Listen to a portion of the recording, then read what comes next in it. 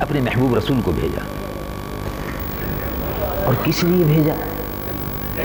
اور کس طرح بھیجا اور کس چیز کے ساتھ بھیجا؟ رب العالمین جل جلالہ عمن والو ارشاد فرماتا هو الذی ارسل رسولہ بالہدی ودین الحق، وہی اللہ رب العالمین جل جلالہ عمن والو ہے جس نے بھیجا اپنے محبوب رسول کو ہدایت اور دین حق کے ساتھ، ہدایت اور دین حق کے ساتھ۔ اور کیا ہوگا؟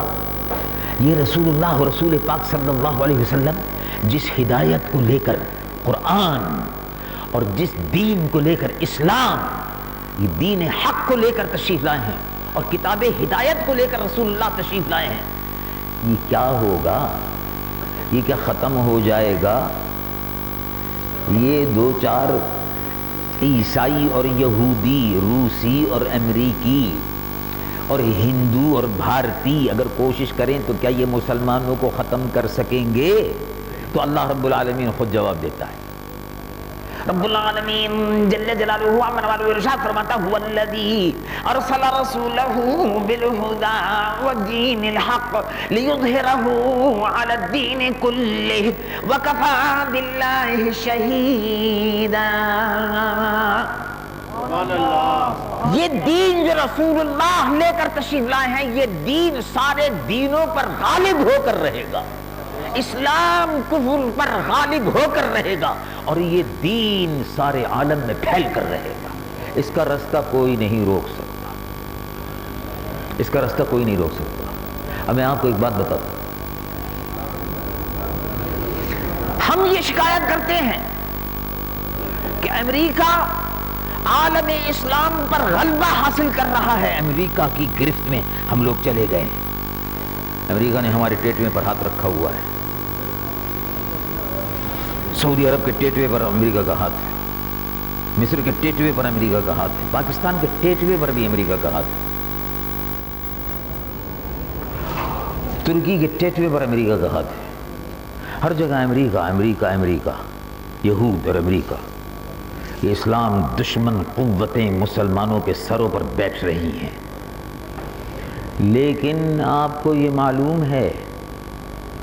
اور اگر معلوم نہ ہو تو میں عرض کرتا ہوں آپ سے، اور یقیناً آپ کو بھی معلوم ہو اور آپ نے اخبارات میں پڑھا ہوگا، اس میں کوئی شک نہیں کہ پاکستان، عالم اسلام، سعودی عرب ہو کہ ایجپٹ ہو کہ مراکش ہو کہ مصر ہو کہ تیونس ہو کہ سودان ہو، ترکی ہو اور یمن ہو، یہ سارے کے سارے مسلمان ممالک بیچارے برداشت نہیں کر پا رہے امریکہ کہ خوفناک بوٹ کو جو سر پہ ان کے رکھا جا رہا ہے، وہ دبا رہا ہے ان کے سر کو اپنے بوٹ کے نیچے رکھ کر، تو اس کو برداشت نہیں کر پا رہے، گھبرا رہے ہیں، بڑے پریشان ہیں۔ لیکن اسی کے ساتھ ساتھ آپ دیکھیے، امریکہ جو عالم اسلام کی تباہی کے چکر میں پڑا ہوا ہے، یہ سیکولر امریکہ ہے، لیکن عیسائیت کا کھلم کھلا سرپرستی کر کے، امریکہ ہو کہ یہودی ہو کہ جرمنی ہو کہ عیسائی، یہ سارے کے سارے بظاہر تو نظر آتے ہیں کہ نہیں صاحب ہمارا مذہب سے کوئی خاص تعلق نہیں ہے، لیکن آپ نے دیکھا کہ دو آدمی عیسائی شان اقدس حضور پرنور صلی اللہ علیہ وسلم گستاخی کے مرتکب ہوئے، ان کو بھگوانے میں، ان کو یہاں سے نکالنے میں، تو ہماری حکومت نے تو بہرحال جو مجرمانہ کردار ادا کیا وہ تو کیا، لیکن جرمنی نے ان کا استقبال کر لیا۔ سلمان رشدی نے، خبیث نے، ملعون نے قرآن اور شان اقدس سے حضور پرنور صلی اللہ علیہ وسلم گستاخی کی تو برطانیہ نے گلے سے لگا لیا۔ بنگلہ دیش کی ایک عورت نے،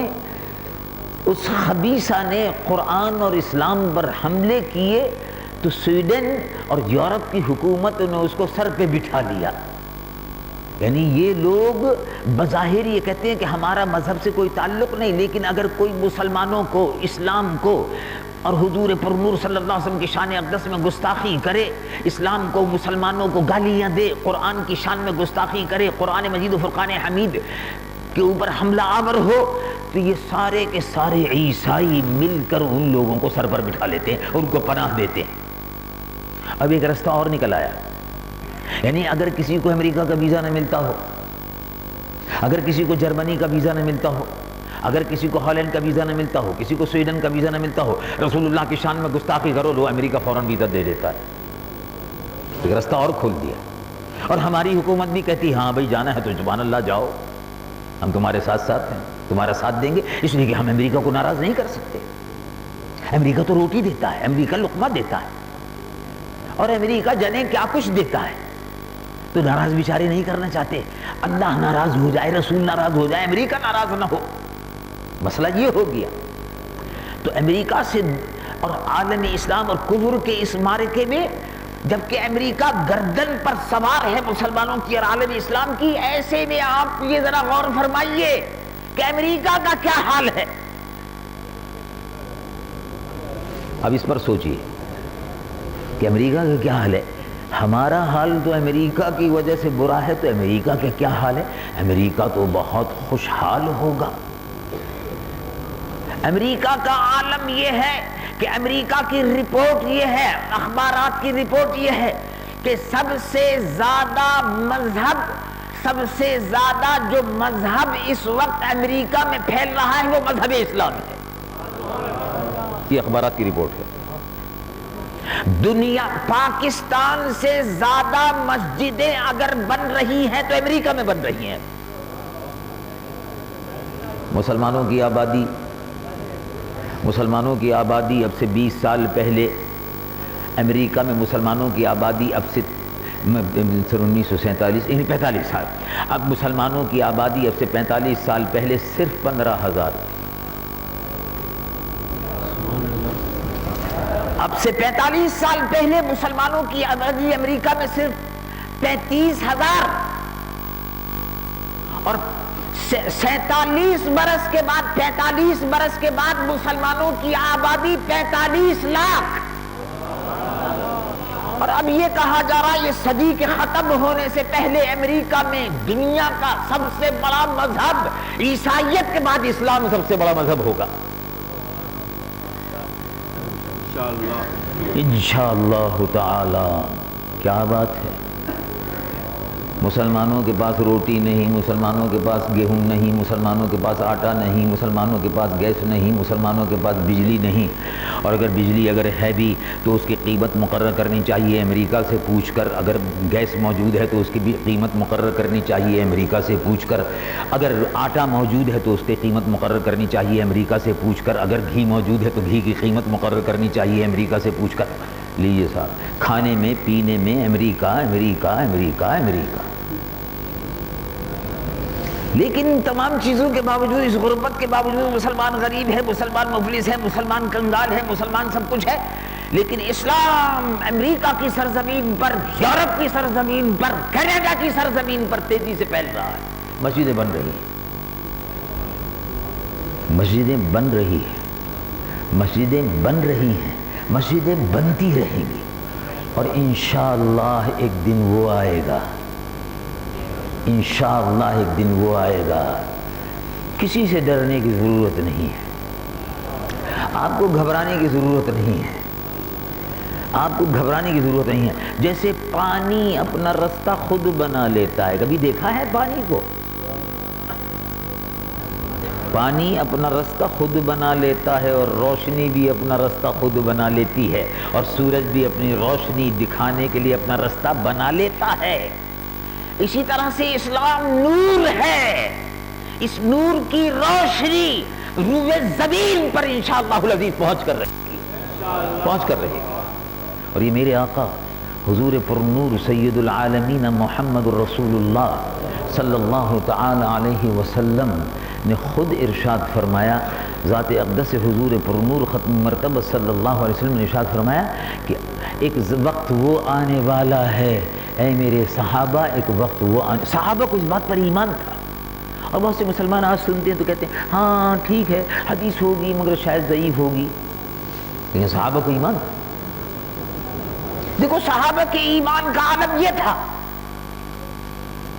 کہ حضور پر نور صلی اللہ علیہ وسلم غزوہ خندق میں صحابہ رضوان اللہ علیہ مجمعین کے ساتھ مل کر خندق کھود رہے تھے۔ سلمان فارسی رضی اللہ عنہ وارضہ نے حضور کی خدمت میں عرض کیا کہ یا رسول اللہ صلی اللہ علیہ وسلم، کافر اب مدینہ منورہ پر حملہ آور ہو رہے ہیں، اب مدینہ کا دفاع کرنا بڑا ضروری ہے، تو بھئی کیسے کیا جائے مدینہ کا دفاع؟ اب یہ دیوار تو بن نہیں سکتی، قلعہ تو تعمیر ہو نہیں سکتا اتنی جلدی اور اتنی تیزی سے۔ وہ کہا یا رسول اللہ صلی اللہ علیہ وسلم، سیدنا سلمان فارسی رضی اللہ عنہ وارضہ نے ارشاد فرمایا، سیدنا سلمان فارسی ایران کے رہنے والے تھے، ایران کے رہنے والے تھے، ایرانی نسل تھے، فارسی ان کی زبان تھی، عربی زبان نہیں تھی، مادری زبان فارسی تھی، لیکن حضور ان کے متعلق کیا فرماتے تھے؟ ارشاد فرمایا سلمان منا اہل البیت، او کما قال صلی اللہ علیہ وسلم، یہ سلمان، یہ ایران کا رہنے والا سلمان، یہ فارسی بولنے والا سلمان، یہ سرزمین ایران پر پیدا ہونے والا سلمان، یہ ہمارے اہل بیت میں سے ہے۔ کیا شرف ہے، کیا عزت ہے۔ حضور پر نور صلی اللہ علیہ وسلم نے تعلیم یہ دی کہ اسلام میں زبان کا اور وطن کا کوئی وہ نہیں ہے، کچھ نہیں ہے۔